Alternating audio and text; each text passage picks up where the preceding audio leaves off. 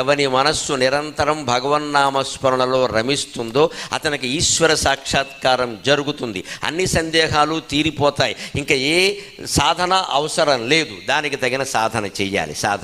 మనం ఇంట్లో ఉండే కృష్ణుడు బొమ్మ మన కళ్ళ ఎదురుగా శ్రీకృష్ణుడిగా మారుతుందమ్మా, సందేహమే లేదు. మనం ప్రయత్నం చేయాలి.